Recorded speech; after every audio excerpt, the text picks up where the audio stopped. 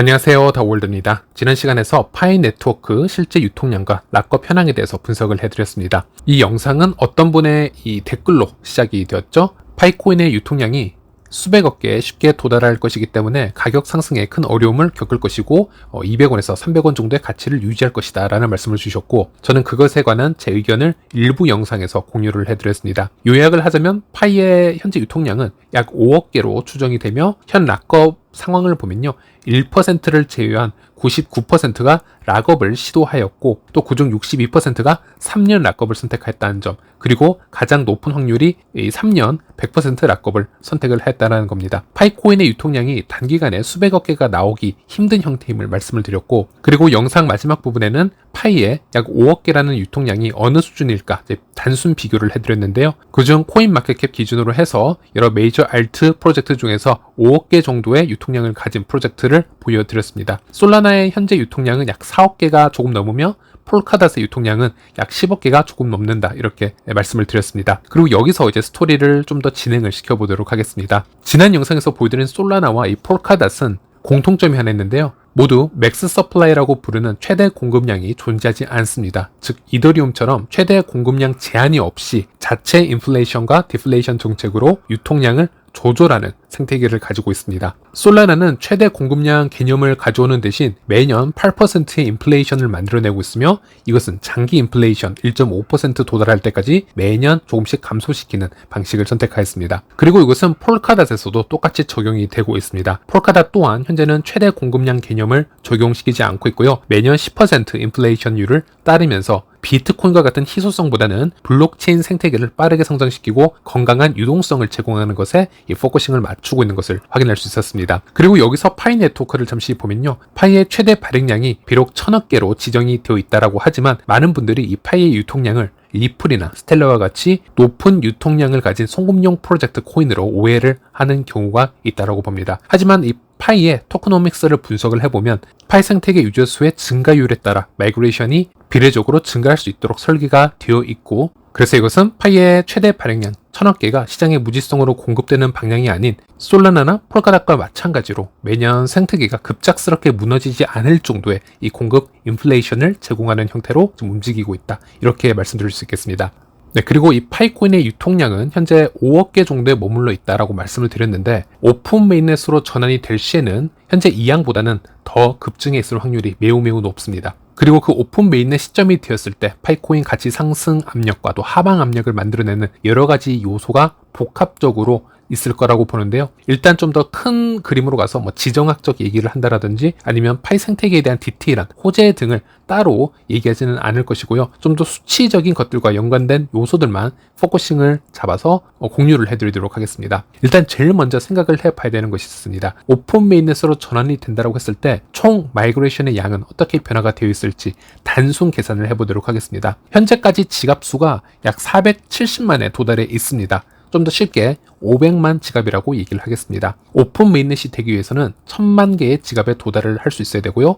그러면 현재 2배가 되어 있어야 됩니다. 그럼 마이그레이션이 된 파이코인의 양은 현재는 약 30억 개이기 때문에 오픈 메인넷이 되었을 때는 약 60억 개가 되어 있다라고 말할 수 있겠습니다. 그리고 이 60억 개 중 락업이 풀린 코인을 기준하자면 현재는 약 10억 개라면 오픈 메인넷이 될 시점에는 그의 2배인 20억 개가 된다라고 볼 수 있겠습니다. 물론 추가 락업 이런 조건을 넣지는 않았습니다. 그렇다면 이 중 실유통량은 현재는 약 5억 개이기 때문에 오픈 메인넷이 될 때는 그 2배인 약 10억 개로 상승을 할 수 있다, 이렇게 볼 수 있겠습니다. 그리고 여기서 코어팀 물량을 한번 예측을 해보겠습니다. 백서를 보시면 코어팀은 커뮤니티에게 할당되는 비율만큼 배분을 한다라고 명시를 하고 있습니다. 즉 커뮤니티 물량이 25%가 풀리면 코어팀도 본인들 물량에, 즉 총 200억 개 물량 중 25%가 풀린다, 이렇게 얘기를 하고 있고, 현재는 200억 개 물량이 1만 개 서로 다른 지갑에 모두 락업이 되어 들어가 있는 상태입니다. 즉 필요에 따라서 커뮤니티의 배분율을 계산을 해서 코어팀 물량도 오픈 메인넷 이후 조금씩 언락을 시킬 수 있다는 것인데요. 오픈 메인넷이 되었을 시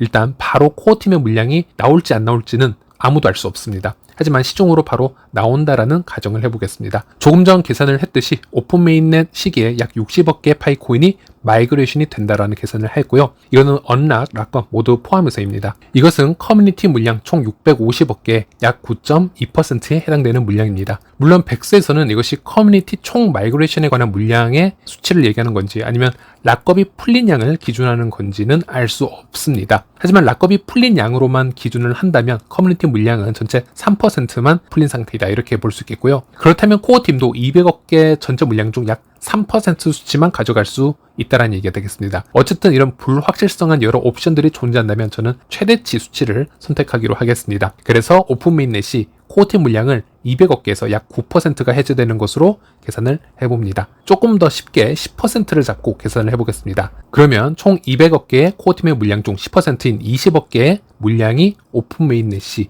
나올 수도 있다. 이렇게 결론을 내볼 수도 있습니다. 좀 복잡하게 들릴 수 있으니 다시 정리를 해보겠습니다. 오픈 메인넷으로 전환이 될 시 커뮤니티 마이그레이션 물량은 60억 개가 나올 수 있고요. 그리고 플러스로 코어팀 물량 20억 개가 추가적으로 나올 수 있습니다. 그래서 총 80억 개의 파이코인이 오픈 메인넷이 이 메인넷으로 흘러 들어올 수 있음을 알 수 있습니다. 제 계산 방식을 보여드렸다시피 여러 요소들을 고려하지 않고 그냥 최대치로 계산을 한 결과값입니다. 그리고 저 80억 개 중 유통량을 이제 계산을 해봐야 되는데요. 커뮤니티에서는 약 10억 개 정도의 파이코인이 바로 거래가 될 수 있는 양이다라고 말씀을 드렸고 코어팀의 물량은 여기서 어느 정도가 사용이 될지는 알 수 없습니다. 만약 20억 개의 파이코인을 다 시장에 사용을 한다라고 가정을 한다면 코어팀 물량, 커뮤니티 물량 모두 합해서 총 30억 개의 파이코인이 시장에 유통이 될 수 있다. 이렇게 결론을 내볼 수 있겠습니다. 그리고 이 하방 압력을 해칭해 줄 만한 부분이 바로 이 추가 락업과 이 TVL에 관한 것인데요. 일단 추가 락업은 이미 일부 영상에서 충분히 설명을 해드렸고 이 30억 개 중에서 몇 %가 다시 잠기게 될지는 아직은 알 수 없겠습니다. 그리고 TVL에 관한 것도 한번 얘기를 해볼 필요가 있겠는데요. 파이는 미래에 이더리움과 같이 스마트 컨트랙트 기능을 가지게 될 것입니다. 이것은 스텔라가 소로반이라는 스마트 컨트랙트를 업데이트하면서 상당히 높은 수준의 지금 스마트 컨트랙트가 스텔라 디파이 시장을 지금 만들어 가고 있는데요. 이 스마트 컨트랙트 기술이 파이에도 도입이 될 수 있음을 우리는 알 수 있는데 이 스마트 컨트랙트 기능을 통해서 수많은 이 파이 코인이 디파이 시장에 다시 재스테이킹이 될 수 있습니다. 그 양을 우리는 TVL이라고 하는데 즉 락업이 되지 않은 파이코인은 다시 파이 자체 디파이 시장에 흘러 들어가서 여러 인센티브를 받기 위한 스테이킹 풀로 잠길 수 있음을 얘기하고 이것은 파이코인의 매도세를 방어하는 역할을 해주기도 합니다. 그래서 파이의 디파이 시장이 급속도로 성장을 한다면 이 TVL의 비율도 비례적으로 증가할 수 있다는 것. 그래서 대부분의 코인의 유통량이 또 잠길 수 있다는 점을 이해를 해주시길 바라겠고 그리고 또 한 가지 살펴봐야 되는 부분이 바로 이 거래소와 고래 지갑들의 이 파이코인 매집 현황이 되겠습니다. 파이코인은 이미 개발 때부터 여러 매집 관련 시그널이 있었습니다. 이건 루머가 아니고 지금 팩트를 말씀드리는 것이고요. 그 한 예로 비트코인 채굴 사업을 진행하고 있는 이 유명 큰 손이 있습니다. 바로 챈들러 고죠. 작년 1월에 파이코인 1000만 개를 매집을 하려다가 실패한 사건이 있었습니다. 당시 파이코인의 개수는 약 14억 개만 마이그레이션이 된 상태였고 그중 약 11억 개가 락업이 되어 있었습니다. 그래서 약 3억 개의 코인만이 언락이 되어 있는데 계산에 따르면 약 1억 5천만 개가 실유통량이라고 보시면 되겠습니다. 그리고 그것도 대부분 유저들에게 골고루 분배가 되어 있었기 때문에 여기서 1000만 개를 매집하기는 정말 어려운 숙제라고 보시면 되겠는데 그래서 챈들러고는 중국 위챗을 통해서 파이코인 10만 개 이상을 가진 사람들은 본인에게 연락을 달라. 나는 파이코인을 1000만 개까지 매집을 하겠다. 이렇게 공식적으로 이야기를 하였고 수많은 중국 유저들과 얘기를 하였지만은 이것이 불가능하다는 것을 깨달았습니다. 그런 물량이 없었다는 것이죠. 그래서 챈들러고는 이 중국 유저들의 추천을 받아서 미국에 있는 파이코어 팀 니콜라스를 직접 만나서 파이코인을 구매하겠다. 이런 글을 올리기도 했었는데 온체인 데이터에서는 어떠한 반응도 없었습니다. 즉 실패를 했다는 것이죠. 그래서 몇 가지 좀 생각을 해볼 필요가 있습니다. 챈들러고와 같은 큰 손 입장에서 이 OTC 거래로 충분히 이 파이코인을 매집을 할 수 있을지에 대한 부분이고 오픈메인넷 이후로도 거래소에서 직접적으로 매집을 하는 게 유일한 방법일 수도 있다. 저는 이렇게 생각을 하는데요. 첫 번째로 코어팀은 역사적으로 ICO나 프리세일을 절대 하진 않습니다. 그리고 재정난이 중간중간 있었다고 하지만 그럼에도 불구하고 본인들의 코인을 절대 판매를 하지 않았고 대신 파이앱의 광고 비용으로 이 개발 기간을 익스펜스를 충당을 했습니다. 어떻게 보면 본인들이 만들어낸 철학을 스스로 파괴하지 않으려는 행동을 코어팀은 장기간 보여주었고 또 하나의 옵션을 생각을 해보자면 리플과 이 SEC 소송을 통해서 보았듯이 파이 프로젝트는 이 미국 증권법에 매우 민감할 수 있습니다. 미국에서 탄생한 프로젝트이기 때문에 코어팀 본인들 물량을 누군가에게 판매하는 것에 매우 민감할 수 있다는 것이죠. 이 리플과 SEC의 약식 판결문을 보면요. 50%는 리플의 승리이고 50%는 리플이 패소했다. 이렇게 해석을 할 수 있었는데 거래소를 통한 XRP 판매는 증권으로 간주하지 않지만 리플랩스에서 직접적으로 판매한 XRP는 증권으로 간주가 될 수 있다. 이런 판결문이 나왔었습니다. 이런 점을 감안을 했을 때는 코어팀이 현재까지 프리세일을 전혀 하지 않았다는 점을 감안하면 오픈 메인넷이 나왔더라도 코어팀의 물량은 OTC와 같은 장애 거래가 발생하지 않을 수 있습니다. 물론 다른 프로젝트 개발자들에게는 이런 마인드가 잘 이해가 되지 않을 수 있지만 파이 프로젝트를 5년 이상 가까이 지켜본 저로서는 그런 일이 파이에서는 충분히 일어날 수 있다고 봅니다. 코어팀의 이수장이죠. 니콜라스와 청디아오가 학자 출신이기 때문이죠. 그리고 보통적으로 OTC 거래가 일어나면 오히려 이 해당 코인의 일부는 거래소에서 바로 매도 물량으로 나올 수 있기 때문에 코인 가격의 하락을 이끌어내는 경우도 있습니다. 그래서 코어팀이 굳이 그런 방법을 선택할까라는 생각도 해볼 수 있겠습니다. 그러면 이 천들러 고 같은 경우에는 오픈 메인넷 이후 파이 코인을 대량 매수를 할 방법이 한 두 가지 정도가 있겠습니다. 하나는 거래소에서 직접적으로 매수를 해야 됩니다. 그러면 파이 코인 가격은 당연히 상승을 하겠죠. 또 하나는 파이 생태계로 진입을 해서 파이 코인을 모을 수 있는 파이 사업을 하면 됩니다. 이것은 파이 생태계에 큰 도움이 되는 부분이겠죠.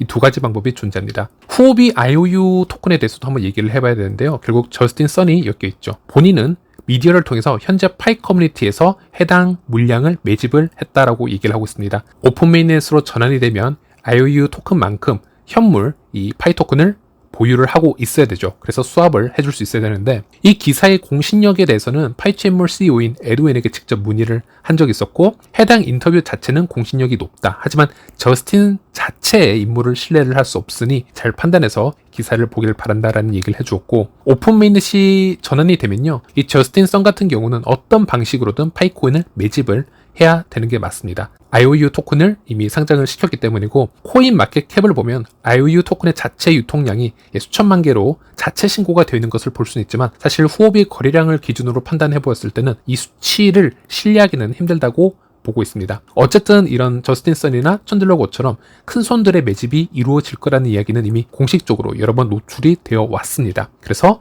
이런 요소들은 파이의 가치 상승에 도움을 줄 수 있는 요소로도 생각을 해볼 수 있겠습니다. 그리고 2차 마이그레이션에 대해서도 짧게 예상을 해봐야겠습니다. 아직 2차 마이그레이션이 언제 어떤 방식으로 진행이 될지는 코어팀에서 디테일한 공지를 한 적이 없었습니다. 하지만 작년 코어팀의 AMA 비공개 회의를 통해서 코어팀의 플랜을 조금은 엿볼 수 있었는데요. 당시 청다오 파는 이 현재 2차 마이그레이션 준비를 하고 있지 않은 부분에 대해서 두 가지 이유가 있는데 첫 번째로는 2차 마이그레이션부터는 어닝팀 보너스가 계산이 되기 때문에 충분한 리소스가 필요하고 최대한 많은 파이오니어 유저들이 KYC를 통과한 후 한 번에 계산을 하는 것이 훨씬 더 유리하다. 그래서 현재는 당장 2차 마이그레이션을 계산을 하기에 부적합한 시기다라는 얘기를 하였고 또 하나는 지금 생태계를 보았을 때 당장 2차 마이그레이션을 투입을 하지 않아도 충분한 유동성을 가지고 있다라는 얘기를 하였습니다. 그래서 기술적으로 생태계적으로 보았을 때 2차 마이그레이션 계산에 우선권을 두고 있지 않음을 알 수 있었고 그래서 오픈 메인넷이 올해 말이나 내년 3월에 출시가 된다 하더라도 2차 마이그레이션 양이 바로 투입되지는 않을 것 같습니다. 물론 확률적인 얘기고요. 그리고 2차 마이그레이션의 비율을 한번 생각을 해보자면 이것은 다수의 지갑은 1차 마이그레이션보다 적은 양을 가지고 있을 거라고 생각을 합니다. 열성 채굴자 외에 어닝팀을 가지고 있는 채굴자는 상당히 적을 거라고 저는 생각을 하고 있고요. 하지만 소수 고래들 특히 파이 초기 생태계에부터 많은 어닝팀을 모을 수 있었던 인플루언서와 같은 고래들 지갑에는 대량의 파이가 유입이 될 것으로 보여집니다. 이 부분은 파이 가격에 상당히 하방 압력을 줄 수 있는 요소 중 하나가 되겠지만 코어팀은 이 물량을 2차, 3차, 4차 마이그레이션으로 분산을 시켜서 조금씩 유입을 시키거나 아니면 그런 고래들에게 최대한 매력적인 락업 시스템을 제공을 할 필요가 있겠습니다. 마지막으로 정리를 해드리자면 제가 개인적으로 예측을 할 수 있었던 수치는 오픈 메인넷 후 약 실유통량이 10억 개에서 최대 30억 개까지는 될 수 있다. 이런 점을 예상을 해드렸고 이후에 추가적으로 물량이 나오는 것들 또는 줄어드는 것들 이 모든 변수는 파이 생태계 당시 상황과 시장 상황을 보고 예측을 할 수 있다는 겁니다. 지금으로서는 예측이 불가능하겠죠. 많은 분들이 파이코인 3년 락업이 언제 풀릴 텐데 그러면 파이 가격은 당연히 하락을 하지 않겠냐. 또 파이의 2차 마이그레이션은 언젠가 진행이 될 텐데 그럼 그때도 엄청난 물량이 나오게 될 것이다. 그러면 파이코인은 아마 수백억 개의 유통량이 생겨날 것이다. 이제 이런 말씀을 많이 공유를 해 주셨는데 이 코인 시장을 보면 항상 그렇지가 않습니다. 시장에 흘러나오는 코인 물량이 많아진다 하더라도 생태계가 상당히 활성화가 잘 돼 있고 긍정적인 비전을 보여준다면 그 물량들이 큰 충격을 주지 않고 생태계로 흡수되는 경우도 상당히 많이 있습니다. 예를 들어 작년 4월 같은 경우에는 이더리움에 묶여있던 대량의 이더가 언스테이킹되는 그런 업그레이드가 진행이 되었습니다. 코인 시장이 약세장이기도 하였고요. 워낙 많은 퍼드가 존재했던 시기라서 이 이더리움 업그레이드가 지나서 많은 이더가 매도 물량으로 나오고 이더의 가격을 하락시킬 것이다, 이런 전망이 있었지만 결과적으로 예상과 반대로 가격이 오히려 상승하는 모습을 보여주었습니다. 이더 홀더들이 이더리움 생태계에 보여주고 있는 충성도까지 전문가들은 다 예측을 할 수는 없었던 부분이고, 이더 스테이킹 홀더들 입장에서는 당장 이더를 파는 것보다 미래를 바라보고 더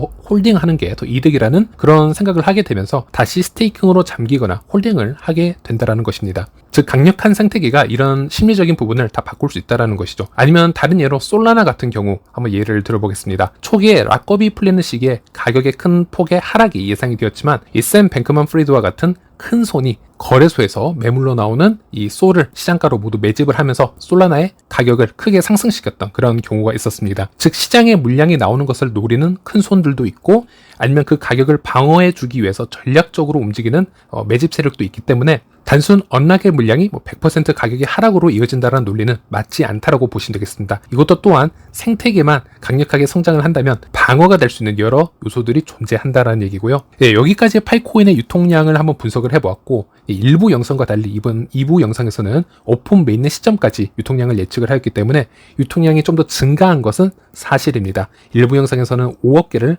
말씀을 드렸고, 2부 영상에서는 오픈 메인넷 당시에는 10억 개 또는 많게는 30억 개까지도 예상을 해보았는데, 이 정도 양에서 조금씩 건강한 인플레이션을 만들어가면서 이 유통량을 조절해 가면서 글로벌적으로 유저층을 확장시켜 나가고 파이의 쓰임새를 더 확장시켜 나간다면 충분히 더 높은 가치를 만들어낼 수 있다고 저는 생각을 합니다. 네, 이번 영상은 여기까지입니다. 시청해주셔서 감사합니다.